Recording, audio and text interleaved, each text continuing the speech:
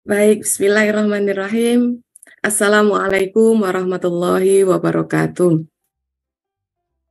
Alhamdulillah, alladzi 'allamal insan ma lam ya'lam.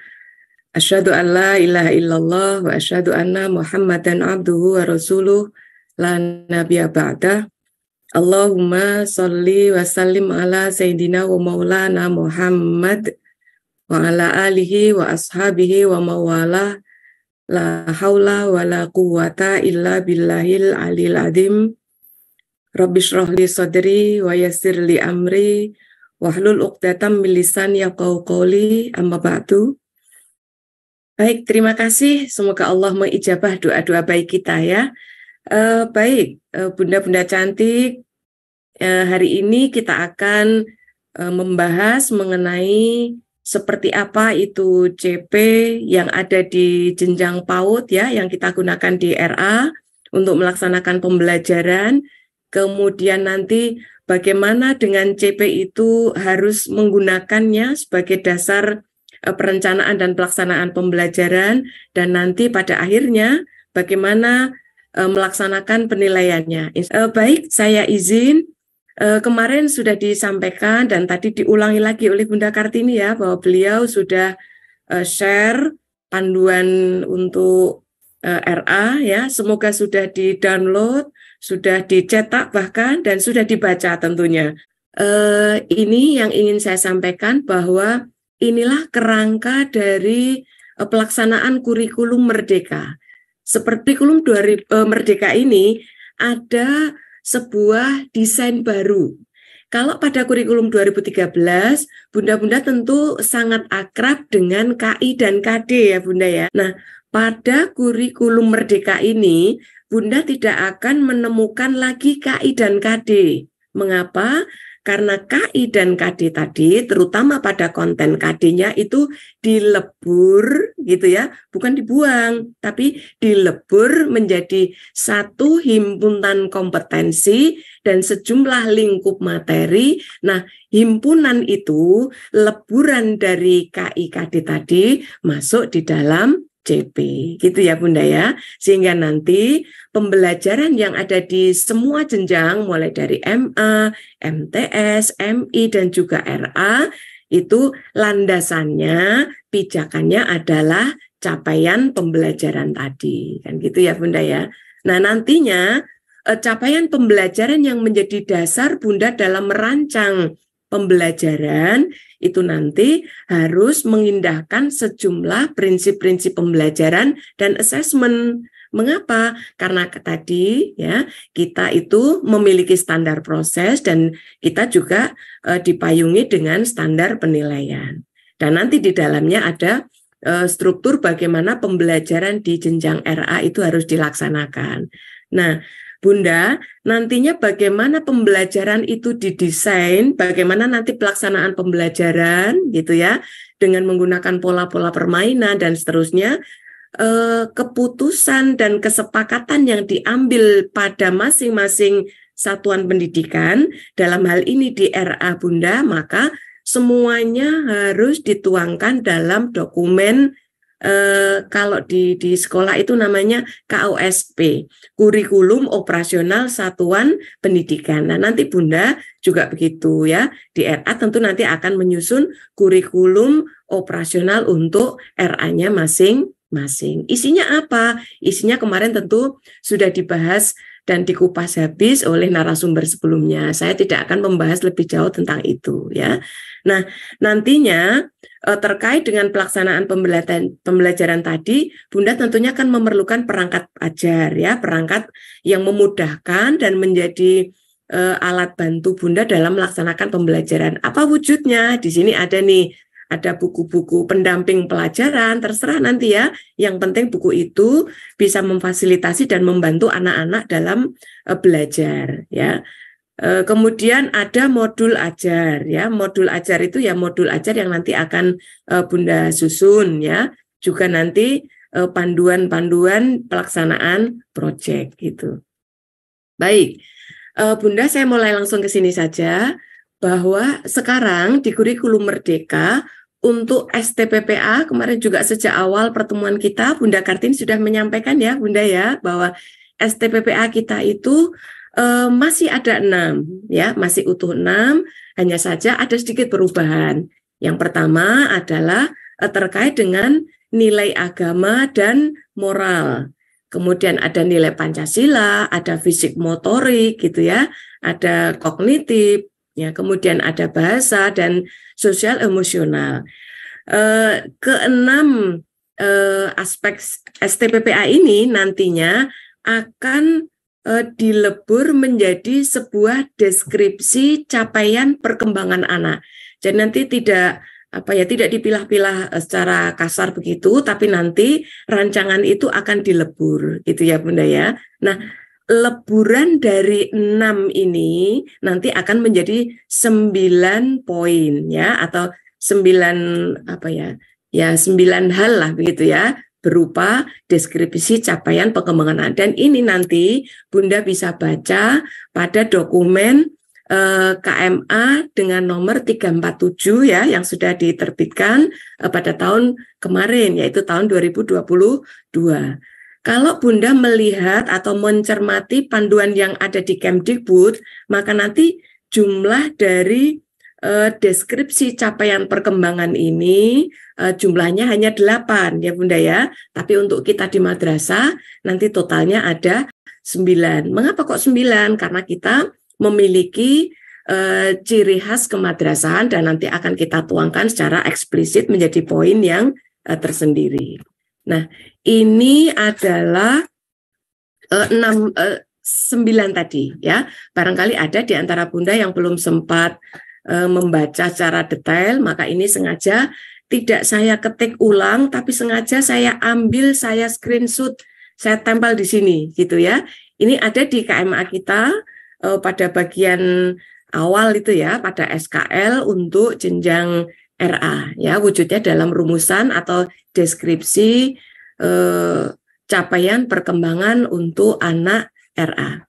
Yang pertama ini Bunda, mengenal dan percaya kepada Allah Subhanahu wa taala, Tuhan yang Maha Esa, kemudian mengenal ajaran pokok agama dan menunjukkan sikap menyayangi dirinya, kemudian juga menyayangi sesama manusia serta alam sebagai ciptaan Allah, Tuhan yang Maha Esa, melalui partisipasi aktif dalam merawat diri dan lingkungan gitu ya. Ini yang pertama.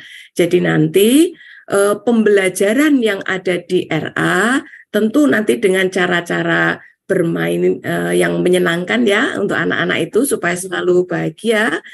Maka diantaranya adalah ini, bagaimana supaya anak-anak RA itu dikenalkan dengan ajaran-ajaran agama, kemudian dengan kasih sayang gitu ya, baik kepada sesama maupun kasih sayang kepada alam dan seterusnya. Dan tidak hanya itu, mereka nanti diajak untuk bisa berpartisipasi aktif untuk merawat dirinya sendiri dan lingkungannya gitu ya Bunda ya. Ini yang pertama. Kemudian yang kedua, mengenal identitas diri gitu ya. Identitas diri itu ya tentu tentang dirinya sendiri, kemudian lebih luas lagi keluarganya, lebih luas lagi lingkupnya, sekolahnya, masyarakat tempat tinggalnya ya. Kemudian juga anak-anak itu perlu kita kenalkan bagaimana bahwa dia itu menjadi bagian dari negaranya, bahwa selain negaranya itu ada negara lain dan seterusnya. Jadi secara perlahan anak-anak itu dari mengenali diri sendiri, kita tarik pada lingkup yang semakin luas sebagai bekal kehidupannya ya Bunda ya. Yang ketiga yaitu mengenali emosi. Bunda, anak-anak kita itu perlu dikenalkan dan dilatih untuk mengenali emosi ya. Jadi ketika mereka mengenali emosi, berikutnya adalah bagaimana mereka mengendalikan emosinya, mengendalikan keinginannya, karena mereka perlu tahu mereka hidup tidak sendiri, ada temannya, ada orang lain yang juga punya keinginan, yang juga punya emosi, maka mereka perlu kita latih untuk bisa menghargai orang lain, bisa berinteraksi secara baik gitu ya. Itu yang ketiga. Yang keempat adalah mengenali dan menghargai kebiasaan serta aturan yang berlaku. Jadi Bunda, jangan kita terjebak. Karena kan memang dari bahasa psikologis ya Bunda ya, ada himbauan untuk tidak melarang anak atau tidak mengajak hal yang sifatnya sesungguhnya positif tapi menggunakan statement atau pernyataan yang negatif. Tapi Bunda, bukan berarti kita itu membiarkan. Jadi menghindari pernyataan negatif itu tidak boleh disamakan dengan membiarkan anak melakukan apapun itu. Poin 4 ini. Jadi kepada anak-anak yang masih usianya dini itu, mereka perlu diajak untuk menghargai dan patuh pada aturan-aturan yang berlaku, baik aturan keluarga, aturan di sekolah, aturan masyarakat, dan terutama aturan agamanya, gitu ya. Kemudian juga sejak kecil kita tumbuhkan perasaan senang belajar. Jadi tugas Bunda semuanya adalah yang pertama itu menumbuhkan rasa cinta, rasa suka anak bahwa belajar itu menyenangkan. Karena nanti Bunda, sampai hari ini kita menemukan hampir di setiap jenjang pendidikan, mau MI, MT, SMA, bahkan perguruan tinggi, dan bisa jadi kita yang sudah dewasa menganggap belajar itu beban. Belajar itu tidak menyenangkan. Nah, bisa jadi Bunda, dulu pada saat masih TK, masih RA, itu proses untuk menganggap belajar itu sesuatu yang menyenangkan itu tidak maksimal. Maka ini PR bagi Bunda semuanya adalah sebelum nanti Bunda melatih banyak hal kepada anak-anak kita yang sesungguhnya mereka itu generasi emas bangsa, PR pertama Bunda apa coba? Menumbuhkan kecintaan mereka, rasa bahagia mereka ketika belajar. Itu ya Bunda ya. Kemudian ini, menghargai usahanya sendiri untuk menjadi lebih baik. Tidak apa-apa pertama belum berhasil, tidak apa-apa pertama belum baik, tapi beri motivasi mereka untuk selalu bersemangat belajar. Kalau ada kemauan, tidak ada kata yang tidak mungkin. Jadi semangat-semangat seperti ini harus dibangun Bunda ya. Kemudian juga ini memiliki keinginan untuk berusaha kembali ketika belum berhasil ya. Yang kelima, memiliki daya imajinasi dan kreativitas ya melalui eksplorasi dan ekspresi pikiran dan atau perasaannya baik dalam bentuk tindakan sederhana atau karya yang dapat dihasilkan ya. Nah, menghasilkan karya tersebut itu bisa melalui kemampuan kognitif, bisa melalui afektif atau sikap mereka, termasuk rasa seni dan keterampilan motorik, baik motorik halus maupun motorik kasar. Nah, saya sengaja nih mengajak Bunda mencermati satu demi satu, karena kemarin kan ada yang tanya, Bunda, kenapa nggak ada seni? Padahal itu kan penting sekali. Nah, ternyata di sini jawabannya ya. Jadi seni tentu saja tidak hilang. Justru itu bagian dari cara kita, pintu masuk kita untuk membuat anak-anak itu belajarnya nanti bisa senang, bahagia, sambil bernyanyi, menggambar, dan seterusnya ya Bunda ya. Jadi jangan khawatir tentang itu. Oke, baik. Kita lanjut. Yang ke-6 ya. Yang ke-6 yaitu mampu menyebutkan alasan, pilihan, atau keputusannya. Kemudian berikutnya, mampu memecahkan masalah yang sederhana. Kemudian juga mengetahui hubungan sebab akibat, ya Bunda ya. Kemudian mengapa sebuah kondisi atau sebuah situasi itu bisa terjadi. Bunda, poin 6 ini merupakan hal yang sangat penting Bunda. Jadi harapan kita sejak kecil anak-anak itu sudah mulai dilatih, dipertemukan, dikenalkan dengan masalah-masalah yang sederhana, yang bisa mereka pahami, kemudian mereka dilatih untuk berpikir kritis. Kan ini trennya kan memberikan bekal pada anak-anak walaupun jenjang PAUD untuk dilatih berpikir kritis. Dilatih bisa berkomunikasi dengan efektif, walaupun dengan cara yang sangat sederhana ya Bunda ya. Mereka dikenalkan dengan masalah, diajak untuk berpikir mengapa ya kok begitu gitu ya, dan seterusnya ya Bunda ya. Kemudian ketika sudah tahu alasannya, mereka diajak untuk mencari solusinya seperti apa. Tentu kerangkanya adalah kerangka yang sangat sederhana. Jangan dibandingkan dengan permasalahan yang sudah level untuk kakak-kakak tingkatnya ya Bunda ya, yang di MI, MTS, MA, bukan itu. Kemudian yang ketujuh ya, yang ketujuh yaitu mampu menyimak, kemudian memiliki kesadaran akan teks ya, alfabet dan fonemik, kemudian juga memiliki kemampuan dasar yang nantinya diperlukan agar mereka itu bisa menulis, memahami instruksi-instruksi sederhana, kemudian mampu mengutarakan pertanyaan atau gagasan, dan mampu menggunakan bahasanya untuk bekerja sama.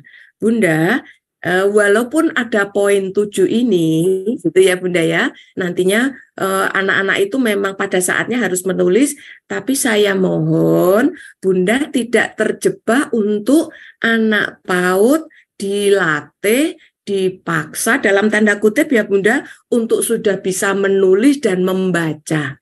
Jangan kita terjebak dalam pemahaman itu. Sejujurnya Bunda, saya sedih sekali ketika hari ini di RA, di TK, anak-anak itu sudah dilatih membaca, sudah dilatih dengan kalimat-kalimat, bahkan kalimat panjang. Lebih sedih lagi saya, ini kan ada kebijakan baru ya Bunda, ada masa transisi dari RA untuk menuju ke MI, dari TK menuju ke SD. Nah, yang marak terjadi apa Bunda? Banyak kursus-kursus untuk kursus membaca, kursus menulis. Ini termasuk hal yang nggak benar Bunda. Ini kita bersama-sama harus apa ya? Harus merubah itu. Kasihan anak-anak kita dari tugas perkembangannya, silakan nanti Bunda baca buku-buku psikologi perkembangan anak. Tugas perkembangan anak untuk siap membaca, siap dengan calistung itu minimal usianya adalah 7 tahun sesungguhnya. Maka itu mengapa membaca, menulis, dan berhitung itu adalah menu SD atau MI gitu ya. Kalau untuk RA gimana? Pengenalan dan pengenalan itu melalui aktivitas bermain. Jadi sambil aktivitas yang menyenangkan di situ kita sisipkan belajar mengenal dulu ya Bunda ya, bukan targetnya adalah bisa membaca, itu nanti bonusnya lah begitu. Baik, kemudian yang ke-8 kaitannya kalau yang nomor 7 tadi adalah penguatan kemampuan literasi ya Bunda ya, sedangkan untuk yang ke-8 adalah penguatan numerasi. Jadi anak-anak RA itu nanti kita latih untuk mereka itu mengenal bilangan, kemudian mampu melakukan pengukuran, tapi tentu dengan satuan yang tidak baku dulu ya Bunda ya, dengan jengkal, dengan hasta, dan seterusnya, dengan langkah atau apa gitu ya. Kemudian menyadari adanya persamaan dan perbedaan bahwa antara satu objek satu dengan objek yang lain, antara benda satu dengan benda yang lain, itu ternyata tidak selalu sama. Ada yang berbeda, ada yang sama. Gitu ya Bunda ya. 1-8 lagi, kita di RA dengan teman-teman kita, dengan saudara-saudara kita di TK, sama persis Bunda. Ya, nggak ada bedanya. Maka nanti kalau terkait dengan bahan-bahan untuk pendamping belajarnya anak-anak, Bunda bisa saja menggunakan bahan-bahan itu ya, karena memang sama. Adapun untuk yang nomor 9, nah itu ciri khas kita di Kementerian Agama ya, apa itu? Mampu peserta didik atau anak-anak kita itu bersikap, kemudian berperilaku yang akhlakul karimah, ya moderat, gitu ya. Jadi kita ingin lulusan RA itu nanti ciri khasnya nampak. Oh ini anak kok soleh sekali ya. Oh ini pasti lulusan RA ini ya. Ini karena kemarin belajar dengan bunda-bunda yang keren gitu. Nah, bagaimana cara pemerolehan perilaku yang seperti itu? Ada melalui keteladanan gitu ya. Siapa yang menjadi teladan? Ya orang-orang di sekitarnya. Kalau di sekolah berarti dari gurunya, ya dari bunda-bunda yang keren gitu. Kalau di rumah ya dengan orang tuanya, dengan kakak-kakaknya dan seterusnya ya Bunda ya. Kemudian akhlakul karimah tadi ya yang mereka dapat setiap hari melalui pembiasaan, melalui pemberian contoh, itu harapannya bisa menjadi akhlak harian mereka, bukan hanya ketika ada gurunya, ketika ada orang tuanya, tapi melekat di dalam jiwa mereka, masuk ke dalam alam bawah sadar mereka, dan terbawa sampai mereka dewasa. Gitu. Jadi nanti mereka taat terhadap agamanya, sholat tidak perlu diingatkan, sholat menjadi kebutuhan, dan seterusnya. Gitu ya Bunda ya. Termasuk juga bukan hanya untuk urusan ibadah, termasuk untuk bermuamalah. Bagaimana menghormati yang lebih tua, bagaimana menyayangi yang sesama dan yang lebih muda, dan seterusnya. Bagaimana nantinya harus bisa menjadi bagian dari komunitasnya. Nah, inilah akhlak dari anak-anak RA yang diharapkan nanti terbangun. Inilah keseluruhan yang ada di dalam deskripsi capaian perkembangan anak yang terbangun dari 6 komponen tadi dari STPPA kita, ya Bunda ya. Baik, saya lanjut. Nah, Bunda, untuk bisa mencapai 9 deskripsi dari CP tadi atau capaian pembelajaran tadi nantinya akan dijadikan landasan oleh Bunda semuanya saat menyusun perancangan pembelajaran ya. Muaranya kepada STPPA tadi kan. Nah, nantinya dalam melaksanakan pembelajaran tentunya kan polanya ini ya Bunda ya, menggunakan pola bermain yang nanti permainan itu agar penguatan-penguatan 6 hal ini bisa terbangun ya, perlu ada stimulasi-stimulasi ya, perlu ada apa ya, pemantik atau pemicu yang diberikan oleh Bunda sebagai pendamping belajar mereka. Apa yang diperlukan pendukungnya diantaranya ini ya. Jadi dalam aktivitas bermain tadi silakan dibangun, diciptakan stimulus-stimulus yang membuat anak-anak kita itu berinteraksi dengan lingkungannya, dengan rekan atau teman belajarnya ya, dengan gurunya, termasuk dengan orang tuanya. Sehingga yang namanya kegiatan dan aktivitas bermain untuk belajar ini tidak hanya kita batasi ada di sekolah saja, tapi juga perlu kita kembangkan, kita ajak orang tua untuk juga memberikan kesempatan sekaligus mendampingi anak-anak di rumah bermain, tapi bermainnya bukan bermain yang tanpa tujuan, tapi permainannya harus kita pastikan permainan yang edukatif atau yang mendidik ya Bunda ya. Nah, Bunda yang hebat, Bunda yang cantik semuanya, semua hal yang kita lakukan ini tujuannya sesungguhnya yang utama adalah untuk membuat anak-anak RA itu siap untuk melanjutkan ke jenjang berikutnya. Jadi tujuannya itu, bukan targetnya bisa membaca, bukan siap menulis, bukan itu, atau sudah bisa menulis, bukan. Tapi tujuannya adalah, misal, mental mereka itu sudah siap untuk belajar lepas dari orang tuanya. Mereka secara emosi sudah mampu mengendalikan dirinya. Ketika nanti bersosialisasi di jenjang yang lebih tinggi, mereka sudah siap. Ketika nanti mereka akan dilatih untuk bisa membaca, mereka sudah mengenal dasarnya. Ketika nanti dilatih untuk berhitung di jenjang MI, mereka sudah punya bekal awal. Kira-kira seperti itu Bunda. Jadi bukan untuk memaksa mereka hari ini dan nanti tidak perlu terjebak dengan, kalau saya bilang seperti lingkaran setan ya Bunda ya sekarang ini. Jadi begini, di RA, di TK, anak-anak itu dilatih untuk sudah bisa membaca, sudah bisa berhitung, penjumlahan, pengurangan. Katanya khawatir kalau nanti tidak dilatih, tidak diterima di SD atau di MI itu. Kalaupun nanti MI-nya ngeles, SD-nya ngeles, katanya orang tuanya yang menagih. Nah, ini kan akhirnya saling lempar batu, sembunyi tangan ya Bunda ya. Nah, mari kita kembalikan lagi pada hak anak untuk berkembang sesuai dengan fitrah mereka, ya, sesuai dengan tugas perkembangan mereka. Mari kita menjadi pendamping yang bijaksana, mari kita menjadi pendamping yang mendampingi secara tepat. Karena begini Bunda, bisa jadi saat ini anak-anak itu bisa kita kondisikan, kita paksa saat ini, gitu ya. Karena memang anak-anak itu kan pikirannya masih bersih, pikiran mereka itu belum terganggu oleh hal-hal yang lain. Tapi Bunda, keberhasilan mereka saat ini bisa keberhasilan yang apa ya, yang sesaat.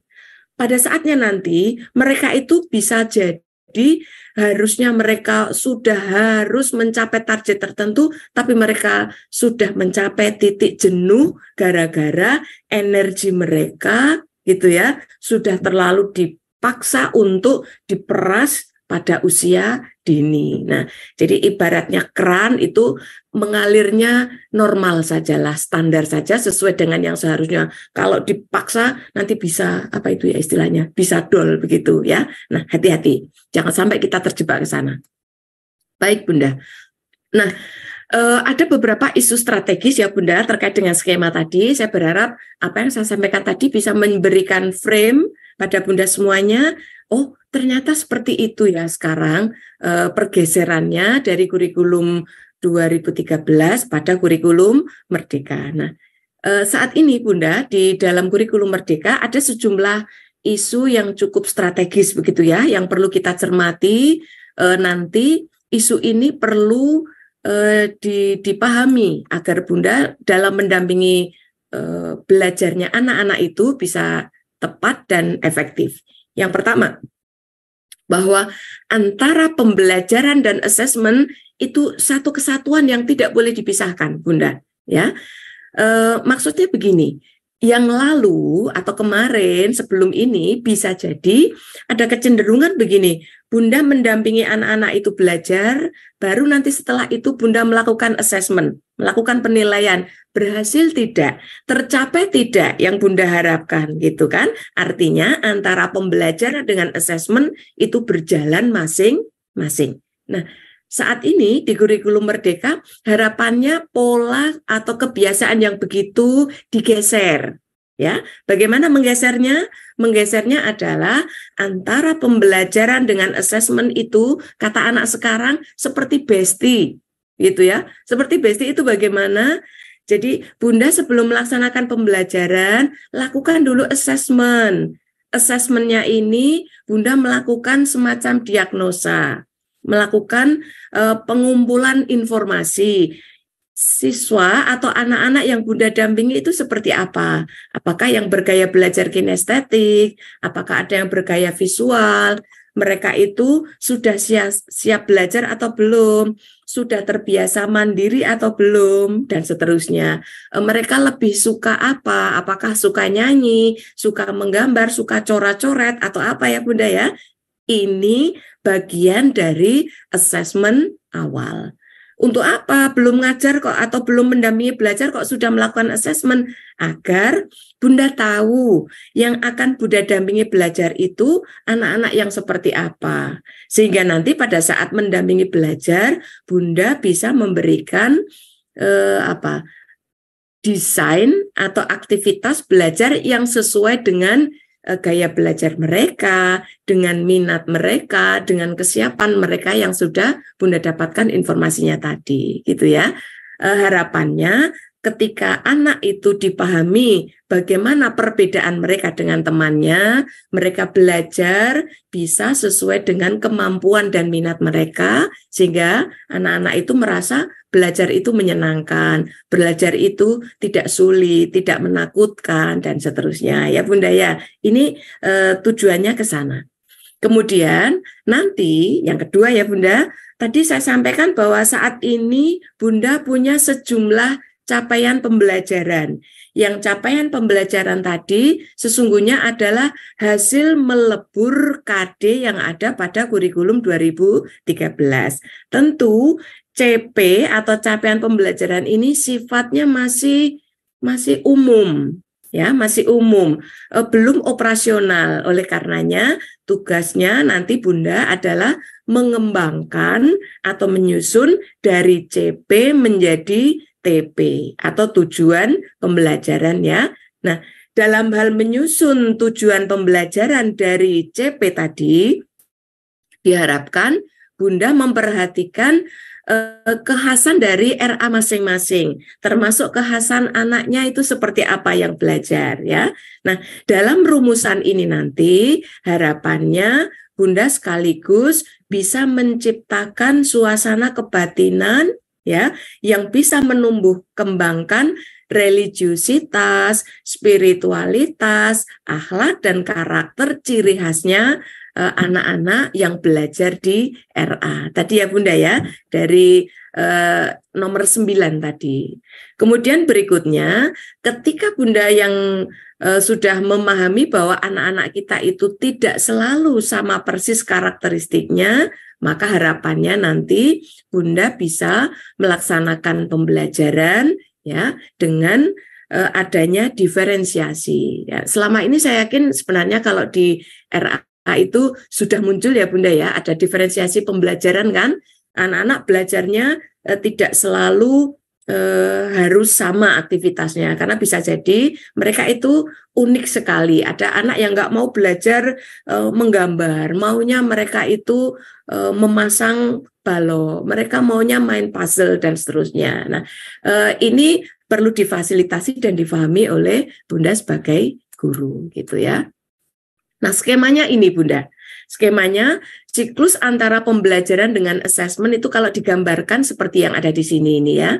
Jadi untuk mencapai target kurikulum, Bunda tadi kan punya capaian pembelajaran yang nanti harus dirumuskan menjadi sejumlah tujuan pembelajaran atau TP. Tapi sebelum nanti melaksanakan pembelajaran untuk mencapai TP tadi, Bunda diharapkan melakukan assessment dulu. Dari hasil assessment ini nanti diketahui bagaimana profil dari anak yang mau didampingi dan difasilitasi belajarnya. Lalu nanti dengan pengetahuan ini Bunda laksanakan pembelajaran. Sebelum nanti Bunda lakukan assessment ya untuk mengukur ketercapaian tujuan pembelajaran, Bunda sambil melaksanakan pembelajaran cek mana anak yang belum menguasai, mana anak yang belum berkembang karakternya dan seterusnya. Itu yang diharapkan nanti menjadi sebuah siklus yang tidak terputus dari assessment dengan pembelajaran ya Bunda ya. Nah, nanti di dalam aktivitas tersebut juga harapannya sekaligus Bunda menumbuhkan dimensi profil pelajar Pancasila dan nilai-nilai profil pelajar rahmatan lil alamin gitu ya. Ini nanti tidak usah ada aktivitas khusus tapi diintegrasikan saja ya Bunda. Nah, ini sekilas tadi sudah saya sampaikan Bunda, ini prinsip dari pelaksanaan pembelajaran yang ada di madrasah juga di RA ya. Jadi memperhatikan karakteristik peserta didik, kemudian membangun pembelajar sepanjang hayat. Tadi sudah saya sampaikan ya bahwa belajarnya anak-anak hari ini adalah dalam konteks memberikan bekal mereka untuk kehidupan selanjutnya agar bisa menjadi bagian dari komunitas masyarakatnya, bisa menjadi bagian dari bangsa dan negaranya pada saatnya nanti seperti itu, dan tentu bekal itu perlu kita berikan sejak awal ya. Untuk itu maka ini ya proses pembelajaran dengan berbasis permainan tadi ya Bunda ya harus dalam rangka mengembangkan sejumlah kompetensi dan juga karakter-karakter yang diharapkan dimiliki oleh lulusan RA yang tadi sudah kita lihat detailnya dari poin 1 sampai 9 tadi ya Bunda ya. Nah, ini tadi juga sudah kita lihat bahwa untuk bisa mewujudkan semua itu perlu ada keterlibatan dari orang tua siswa tadi ya Bunda ya. Ini prinsip yang mohon untuk dilaksanakan dan dijadikan sebagai panduan pelaksanaan pembelajaran. Begitupun mitra yang lain ya. Misalnya kalau nanti untuk mengajari anak bagaimana hidup bersih ya, misalnya di ada praktik atau role play dokter kecil atau apa, Bunda bisa bermitra dengan puskesmas atau apa, silakan saja ya Bunda ya. Kemudian ini diantara yang menjadi ciri khas madrasah kita ya Bunda. Kalau berorientasi pada masa depan, ini sebenarnya tidak akan terpisah dari semua aktivitas itu nanti bernilai ibadah. Jadi orientasi masa depan ini bukan hanya masa depan saat ini anak-anak sedang di RA, nanti akan belajar di MI, MTS, MA, tidak hanya itu ya Bunda ya. Tapi orientasi masa depan kalau bagi kita, warga madrasah adalah orientasi bahwa kehidupan itu tidak hanya di dunia, tapi kehidupan itu menuju untuk kehidupan di akhirat. Maka apapun aktivitas anak-anak kita, apapun aktivitas Bunda di RA adalah dalam rangka semuanya diniati untuk ada nilai ibadahnya. Nah, tanamkan ini semuanya pada anak-anak. Ingatkan mereka untuk selalu mengawali bahwa aktivitas mereka itu sesungguhnya adalah ibadah, oleh karena harus dibiasakan dengan diawali doa, minimal membaca basmalah, dan seterusnya ya Bunda ya. Dan nanti diakhiri juga dengan doa, minimal membaca hamdalah gitu. Oke, ini prinsip yang mohon diindahkan. Nah Bunda, dimungkinkan, ini yang bagian bawah nih ya Bunda ya, dimungkinkan di RA Bunda itu terdapat ABK atau PDPK, anak dengan kebutuhan khusus, atau PDPK, peserta didik dengan kebutuhan khusus.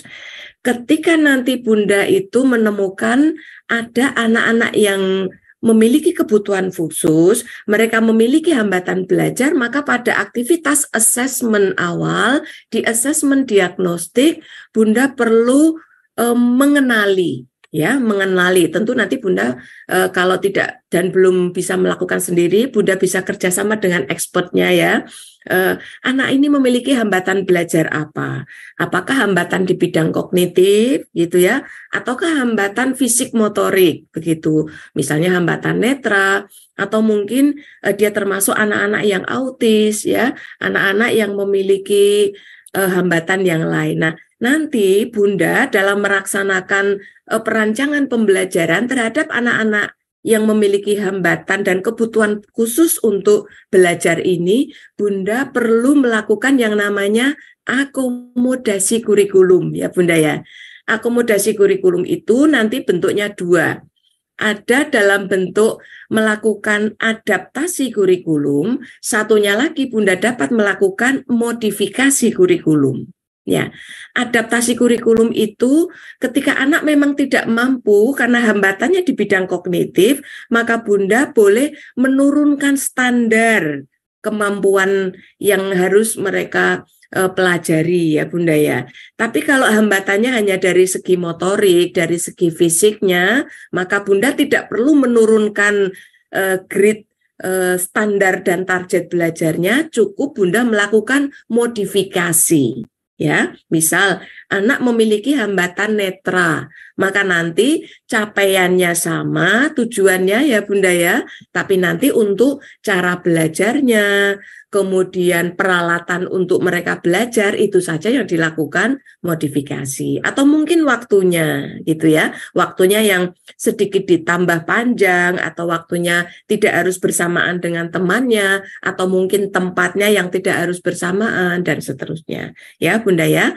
Oke, ini terkait dengan prinsip pembelajaran yang harus kita pastikan anak-anak kita itu tanpa kecuali, ya tanpa kecuali itu maksud saya termasuk yang memiliki hambatan belajar bisa kita fasilitasi belajarnya, gitu ya Bunda ya. Oke. Nah Bunda, berkali-kali tadi kan kita menyampaikan CAP-CP atau capaian pembelajaran. Nah, saya pertegas di sini bahwa capaian pembelajaran itu hakikatnya adalah himpunan kompetensi ya, yang nanti ada konten materi juga di dalamnya yang harus dicapai dalam lingkup satu fase gitu ya, mulai dari fase PAUD. Nah, Bunda untuk anak-anak dari kelompok belajar A dan B itu di RA, mereka masuk pada fase pondasi ya. Nih posisi kita ada di sini nih Bunda. Nah, nantinya dengan CP ini Bunda perlu melakukan tadi yang sudah saya singgung di awal. CP itu karena masih umum, tadi hasil melebur dari KD, maka Bunda perlu mengoperasionalkan gitu ya. Bagaimana caranya? Nah, ini tahapannya nanti kita akan lihat lebih lanjut. Tapi terkait dengan CP tadi, ada sejumlah komponen yang perlu Bunda kenali. Jadi nanti ketika membaca CP biar tidak bingung ya Bunda, CP itu terdiri dari ini Bunda komponennya. Ada rasional dari capaian pembelajaran atau rasional CP, kemudian ada tujuannya, ada karakteristik pembelajaran pada PAUD itu seperti apa, kemudian ada lingkup CP-nya, dan ada rumusan CP itu sendiri ya Bunda ya. Ini keterangannya. Nah, ini saya sengaja ini ada di dokumen CP Bunda ya. Dokumen CP ini di dalam panduan IKM di RA ada, kalau Bunda cek dari keputusan Kepala BSKAP nomor 33 ya yang terbit tahun 2022 itu di sana juga ada ya, tapi kalau yang saya sampaikan tadi keputusan Kepala BSKAP nomor 33 itu sifatnya masih umum ya, yang di jenjang SD. Nah, untuk yang kita yang RA itu yang spesifik kita ada di sana. Nah, ini Bunda. Rasional dari penyusunan CP untuk RA. Yang pertama ini memberikan, artinya begini Bunda, mengapa kok harus ada CP? Kenapa kok tidak KD saja? Nah, ini pertimbangannya ini.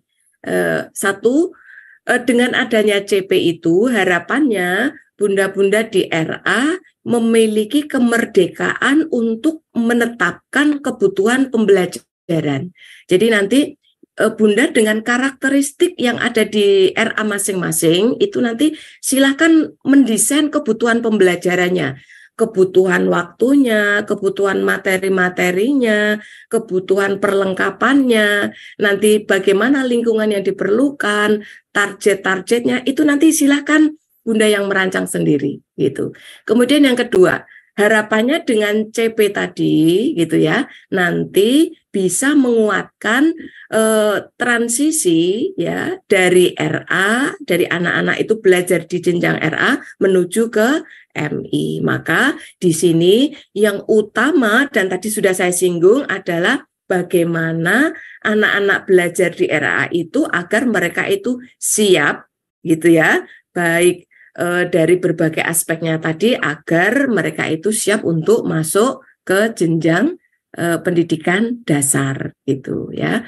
Kemudian yang ketiga menguatkan artikulasi untuk penanaman literasi tadi ya Bunda ya, dengan cara yang tadi sudah kita bedah tadi ya di poin terutama nomor 7 ya. Kemudian juga matematika, sains, teknologi, rekayasa seni ini nanti juga dikuatkan pada poin sebelumnya, ada poin 5, ada poin 8 dan seterusnya tadi ya. Termasuk ini memberikan pijakan bagi anak untuk memahami dirinya dan dunia. Ini tadi sudah sempat kita sedikit bahas pada saat saya menayangkan poin-poin deskripsi dari capaian pembelajaran nomor 1 sampai 9 tadi ya Bunda ya. Oke, baik berikutnya. Nah, fokusnya ini tadi di sini Bunda. Di poin nomor 2 tadi saya perjelas lagi detailnya di sini. Bahwa komponen penting yang harus disiapkan dan didampingi oleh Bunda di pembelajaran itu adalah satu, kematangan emosi anak-anak agar mereka mampu mengatasi permasalahan yang mereka hadapi dalam kehidupan sehari-hari. Kemudian juga keterampilan sosial ya, agar saat nanti berinteraksi dengan teman-temannya, interaksinya adalah interaksi yang sehat, interaksi yang positif, gitu ya Bunda ya. Saat bertemu temannya harusnya bagaimana, tidak ada bermain selalu dengan kelompoknya saja karena semuanya adalah teman dan seterusnya. Ini pola-pola interaksi yang sehat ini bisa kita bangun, kita latih agar tidak ada lagi masih anak-anak sudah main geng atau apa ya Bunda ya. Yang ketiga, kematangan kognitif. Tadi ya, kematangan kognitif ini juga tetap diperoleh melalui aktivitas belajar sambil bermain ya, mengenalkan tadi literasi, numerasi, teknologi dan macam-macam tadi. Kemudian juga karena mereka masih dalam perkembangan fisiknya ya Bunda ya, perkembangan motorik, maka juga perlu dilatih baik motorik halus maupun motorik kasar gitu ya. Oke, itu yang perlu disiapkan. Kemudian kaitannya dengan literasi ini di sini Bunda. Ini semuanya ada di buku panduan bagi yang belum sempat membaca. Kalau sudah membaca pasti oh iya ya itu semalam sudah saya baca gitu. Yang pertama kaitannya dengan pengembangan kemampuan berliterasi sejak dini, mengenalkan matematika awal, juga sains, teknologi rekayasa itu tadi. Satu yang harus dibangun adalah kemampuan menyimak dan mengolah informasi, agar anak-anak dengan kemampuan menyimaknya tadi, mereka mampu mengolah informasi selama beraktivitas dalam kehidupan sehari-hari. Dan ketika mereka mampu menangkap informasi secara baik, harapannya mereka bisa memproduksi ulang, baik dalam bentuk bertutur, ya, menulis, gitu ya, atau merespon apapun secara positif, ya Bunda ya. Nah, nanti itu semuanya dibangun melalui keterampilan atau kemahiran berbahasa, gitu ya, agar mereka bisa berekspresi secara positif tadi. Kemudian juga ini pengalaman dalam mengenal kemampuan berhitung. Ya, kemudian juga mereka dikenalkan dengan elemen-elemen lingkungan alam, termasuk dikenalkan dengan perlengkapan atau peralatan sederhana yang mereka temukan dalam kehidupan sehari-hari, gitu ya. Apalagi sekarang sudah eranya teknologi kan, mereka tidak asing dengan HP, gitu ya Bunda. Maka nanti perlu dikenalkan fungsi HP itu untuk apa, bagaimana agar HP itu dimanfaatkan untuk hal-hal yang positif. Jadi kalau hal-hal ini kita kenalkan dengan cara yang baik dan melihat sisi manfaatnya, saya yakin tidak akan ada bahaya yang bisa kita khawatirkan selama selalu kita kawal. Baik Bunda. Kemudian ini juga ada bagian dari komponen CP tadi ya, ada tujuannya, yaitu intinya rumusan CP itu dimunculkan adalah dalam rangka memberi kerangka agar anak-anak siap mengikuti jenjang pendidikan selanjutnya. Kemudian ini untuk karakteristik pembelajaran di PAUD ya, mendukung terbentuknya kesejahteraan diri atau well-being anak, bagaimana mereka bisa menghargai dan menghormati ya, baik terhadap dirinya sendiri maupun terhadap temannya gitu, mendorong rasa ingin tahu ya, menyesuaikan dengan usia dan tahapan perkembangan serta minatnya, bahwa anak-anak itu berbeda, sehingga nanti ketika belajar harus ada diferensiasi dan seterusnya ya Bunda ya. Kemudian berikutnya memberikan stimulasi secara holistik ya, tidak terpisah-pisah. Aktivitas bermain itu kan kita bisa sekaligus integrasikan semuanya. Kemudian agar mereka itu bisa memecahkan masalah, berikan tantangan-tantangan sederhana. Tapi karena mereka masih anak-anak, lakukan pendampingan, berikan bimbingan, berikan apresiasi dan reward-reward sederhana. Diberikan apa ya Bunda biasanya? Diberi pin atau bintang atau apa gitu ya. Nah, agar mereka itu termotivasi dan bersemangat. Libatkan keluarga, memanfaatkan berbagai lingkungan dan teknologi yang ada sebagai sumber belajar, dan pastikan Bapak Ibu melakukan penilaian otentik ya Bunda ya, sambil anak-anak beraktivitas sambil Bunda mendampingi, tentu Bunda melakukan observasi mana anak-anak yang sudah berkembang, mana yang perlu dibantu, mana yang perlu didampingi dan seterusnya ya. Itu karakteristik pembelajaran pada PAUD.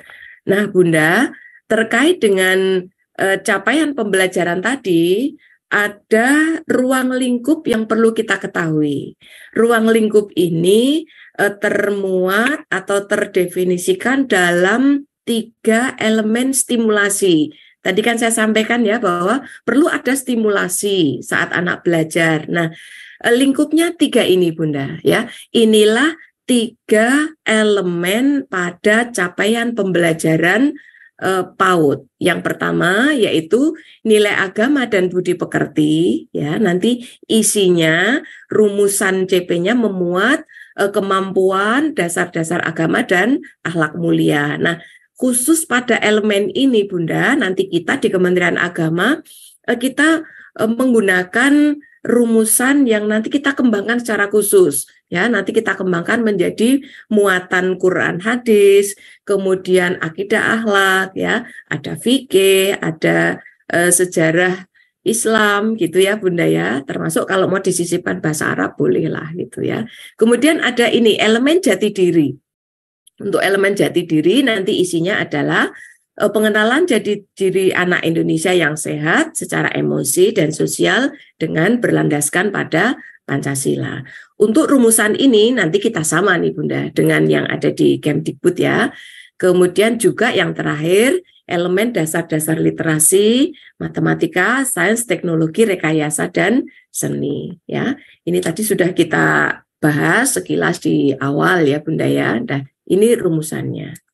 Kemudian Bunda, perlu untuk diketahui oleh Bunda bahwa rumusan CP itu nanti ada dua macam Bunda. Ada CP umum atau CP keseluruhan untuk satu fase.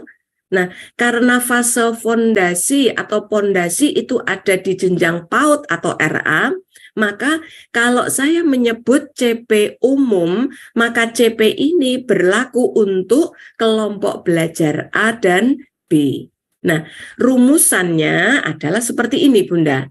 Anak-anak, berarti kalau saya nyebut anak-anak karena ini fase pondasi, berarti anak-anak pada jenjang kelompok A dan B itu setelah mereka selesai belajar harus mampu menunjukkan kegemaran mempraktekkan dasar-dasar dari nilai agama dan budi pekerti, kemudian kebanggaan, menunjukkan kebanggaan terhadap dirinya, kemudian juga menunjukkan dasar-dasar kemampuan dalam berliterasi, matematika, sains, teknologi, rekayasa, dan seni untuk membangun sikap yang positif terhadap belajar dan kesiapan untuk mengikuti pendidikan dasar. Nah, ini kan masih umum sekali ya Bunda ya. Nah, nantinya dari rumusan CP umum ini berikutnya akan dirumuskan menjadi rumusan CP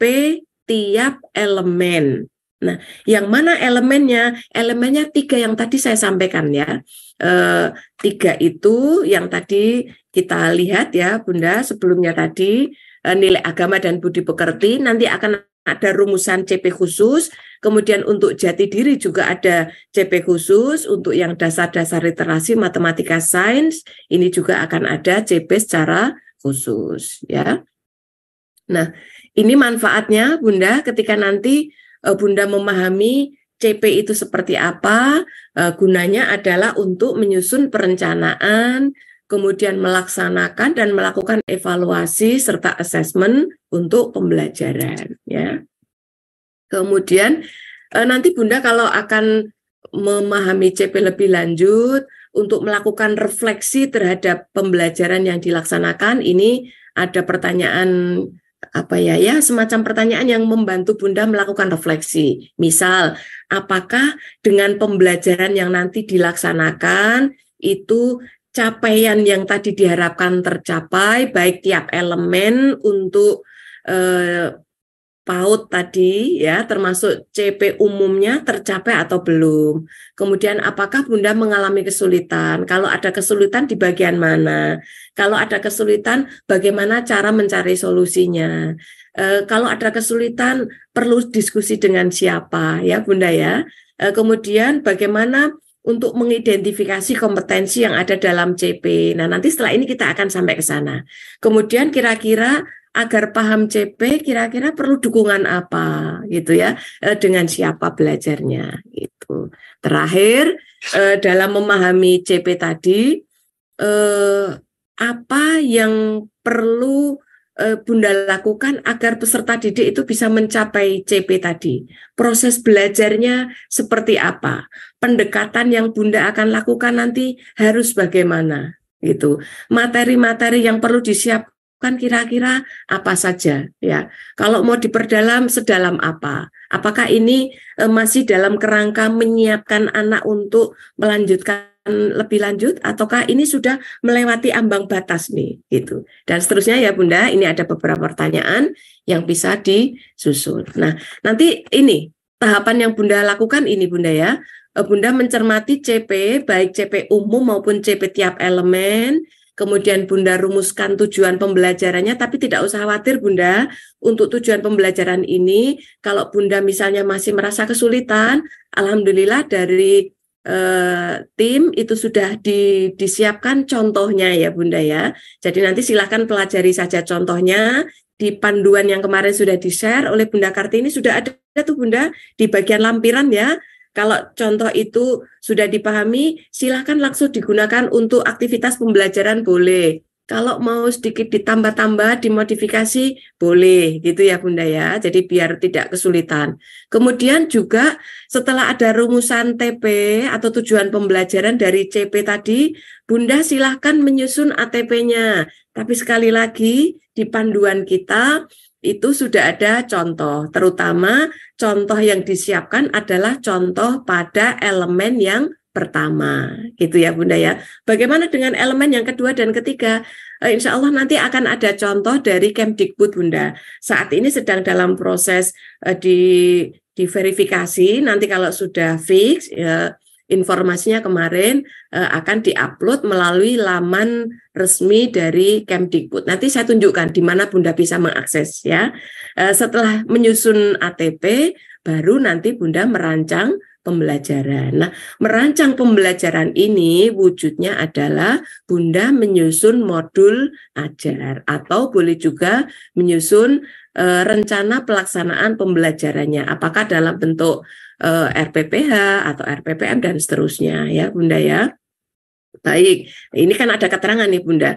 Kalau ada contoh, silakan pelajari saja dulu contohnya. Kalau Bunda rasa cocok, sesuai bisa dilaksanakan dalam tahap awal implementasi, gunakan dulu contohnya.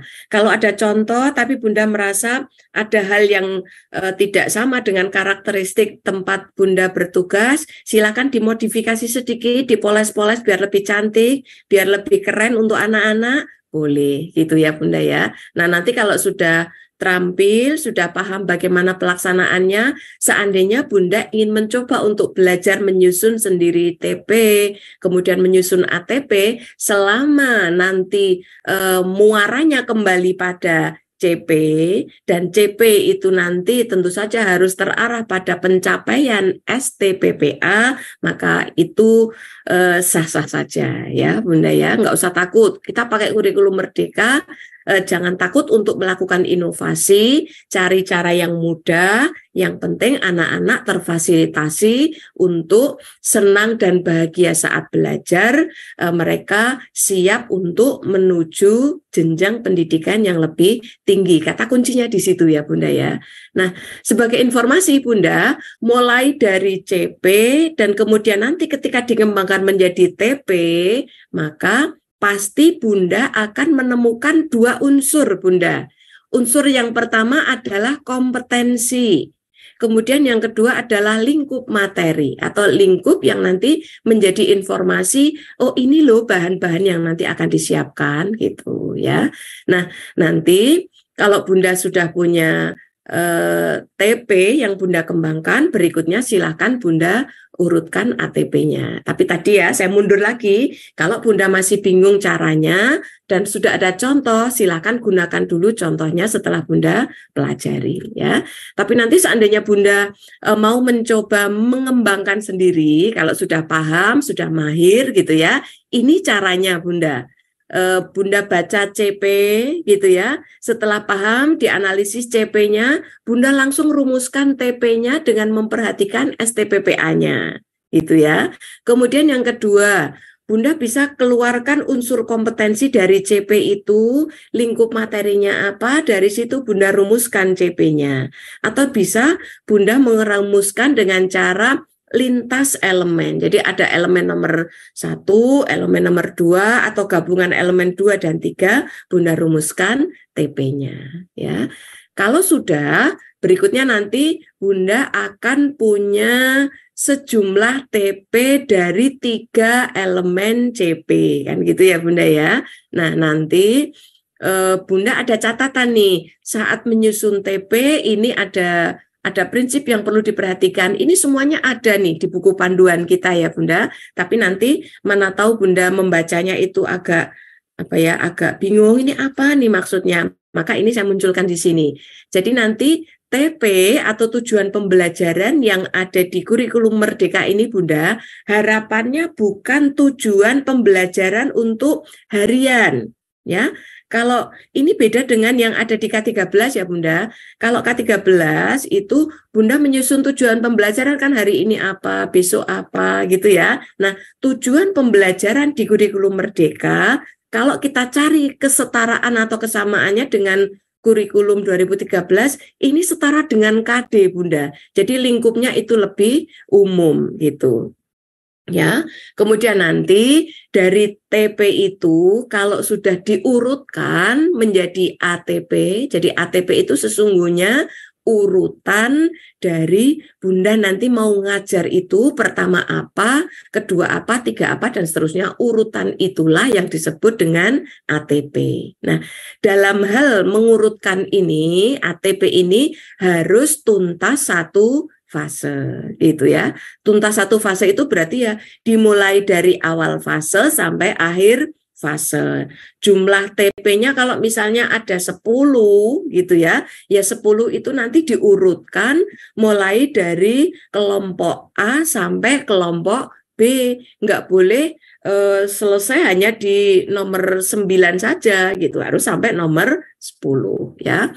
Kemudian ATP ini seandainya Bunda kembangkan sendiri, diurutkan sendiri, maka harus kolaboratif. Kolaboratif itu artinya tidak bisa guru pada kelompok A menyusun sendiri, guru kelompok B menyusun sendiri. Nggak bisa begitu Bunda. Tapi karena CP ini berlaku untuk satu fase, maka di setiap RA, guru itu perlu duduk bersama antara guru kelompok A dan B, supaya CP satu fase itu nanti tercapai, bisa tuntas, maka nanti seperti apa tahapan-tahapan yang perlu dirumuskan menjadi TP bersama. Setelah dirumuskan bersama, maka nanti berbagi. Kelompok A ambil TP yang mana saja, kelompok B ambil TP yang mana saja. Sehingga nanti kalau TP pada kelompok A dan B ini bisa tuntas, ya tentu CP-nya dalam satu fase itu bisa tuntas. Gitu ya Bunda ya. Kemudian tadi sebagaimana semangat awal bahwa anak-anak itu berbeda karakteristiknya, kemampuannya dan seterusnya, maka ATP, pengembangannya, pengurutannya, penyusunannya harus disesuaikan dengan karakteristik yang ada dan kompetensi yang sedang dikembangkan gitu ya. Adapun nanti cara mengurutkan itu bebas Bunda. Mau mulai dari yang konkret menuju yang abstrak boleh. Mau yang mudah dulu menuju yang sulit boleh. Mulai dari yang disukai anak-anak dulu, kemudian baru yang agak tidak biasa bagi anak-anak. Mulai dari yang paling dibutuhkan untuk kehidupan mereka sehari-hari, baik di rumah atau di sekolah, boleh ya. Jadi pendekatannya untuk mengurutkan ATP ini terserah sesuai kebutuhan anak-anak. Ya, Bunda ya. Kemudian tentu saja yang keenam, ATP itu harus fokus untuk memudahkan, mengefektifkan pencapaian CP. Dan nanti tidak perlu dalam rumusan ATP itu Bunda menambahi melalui demonstrasi, melalui bermain, nggak usah ada begitu. Langsung saja nanti urutannya seperti apa ya. Baik, nah nanti gambarannya seperti ini kalau dibuat skema ya Bunda ya. Ini skemanya, kemudian nanti setelah disusun TP nanti berbagi. Ini untuk yang kelompok A sampai di mana nih? Oh, kelompok A sampai sini. Berarti nanti untuk kelompok B melanjutkan mulai dari sini dan seterusnya. Ini nanti sudah melalui proses diurutkan gitu ya Bunda. Pertama ini, kedua ini. Ya, itu nanti yang memutuskan bersama antara guru satu fase. Berarti guru kelompok A dan kelompok B. Ya, baik. Ini tadi sudah saya sampaikan tentang urutannya. Oh ya, Bunda. Ini nanti kita nyanyikan nanti aja lah ya. Kita nyanyikan di belakang aja. Ini saya langsung ke sini dulu. Ini nanti ada sedikit refresh untuk kita ya, menyanyikan antara perubahan dari KI, KD menjadi CP, TP, dan ATP. Tapi nanti saja, saya ke sini sekalian. Karena ini Bunda sedang fokus ya.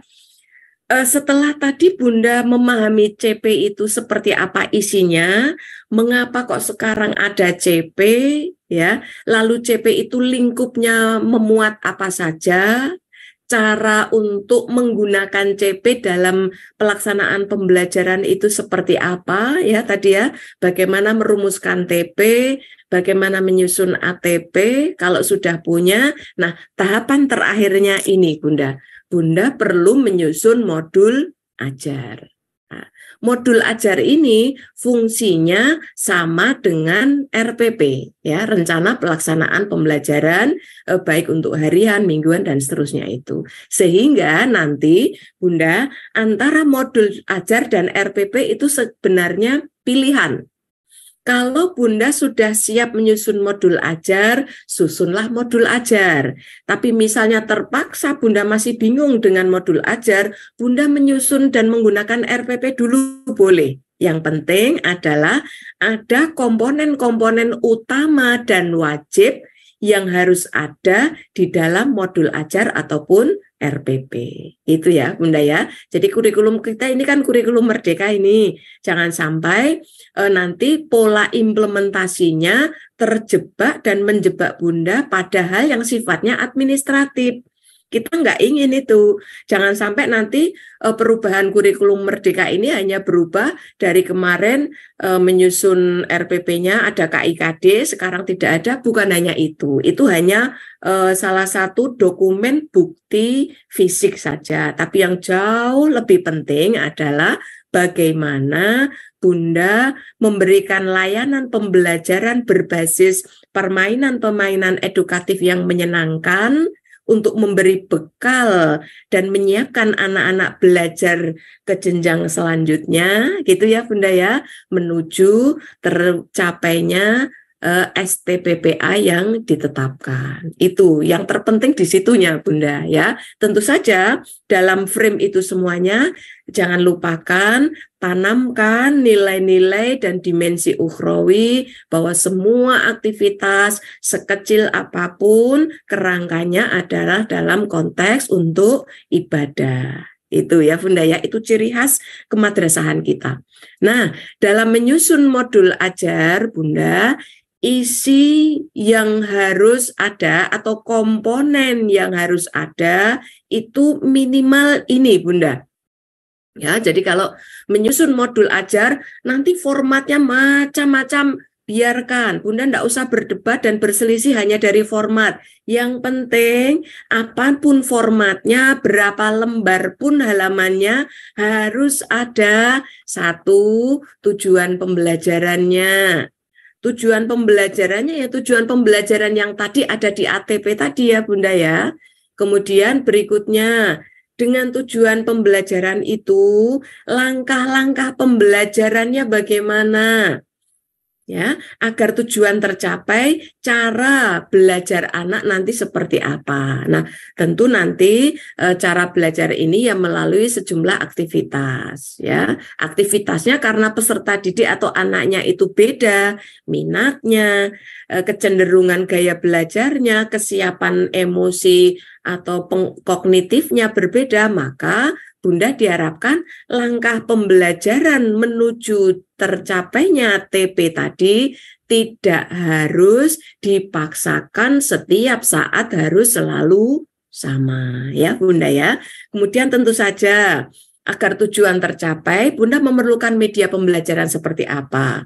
Ketika nanti belajar mereka berbeda caranya, lingkungan mereka berbeda tempatnya, maka bisa jadi kesiapan media yang perlu Bunda siapkan itu juga sama. Nah, dalam hal menyiapkan media ini, Bunda bisa berkonsultasi dengan wali murid, mereka diajak untuk berkontribusi dan seterusnya ya Bunda ya.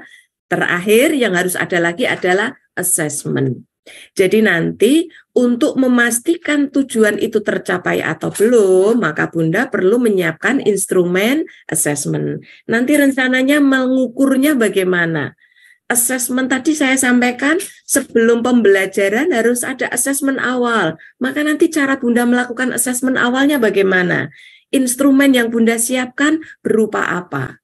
Ketika nanti belajarnya sudah mulai, ketika nanti mau diukur tercapai atau belum, Bunda mengakses dengan cara apa? Alat ukurnya berupa apa? Ini yang harus ada ya Bunda ya. Oke, baik berikutnya. Nah, ini perbedaan antara modul ajar dengan RPP. Ini yang saya sampaikan tadi ya Bunda ya, yang kolom paling kanan. Kemudian ini kalau RPP, pembandingnya ini hampir sama sih sebenarnya Bunda ya, makanya fungsi antara RPP dengan modul ajar itu sesungguhnya sama ya. Oke, ini komponen lengkapnya ya Bunda. Kalau untuk menyusun modul ajar ya, file ini Bunda tidak usah khawatir. Tadi ketika nomor HP saya disampaikan oleh Bunda moderator ya, Bunda semuanya nanti kalau japri saya mohon untuk japri pertanyaan yang terkait dengan nanti implementasi. Mohon untuk nanti japrinya, karena kemarin banyak nih japrinya itu cuma ya sekedar saya hello, boleh sih, cuman kan nanti kalau tidak saya jawab, kan nanti Bunda juga gimana. Maka mohon kalau nanti misalnya Bunda merasa ingin WA, itu WA-nya adalah untuk menanyakan terkait dengan apa yang belum dipahami, gitu ya Bunda ya. Nah, ini informasi umum kalau ada di dalam modul mau versi lengkap, ya. Kemudian ini untuk komponen intinya yang tadi saya sampaikan harus ada. Ini nanti untuk asesmennya. Kalau modul ajar, ya. Sedangkan untuk kalau Bunda lebih memilih menyusun RPP dulu, maka ini komponennya ya, ada identitas diri, ini untuk komponen inti dan ini nanti untuk assessment.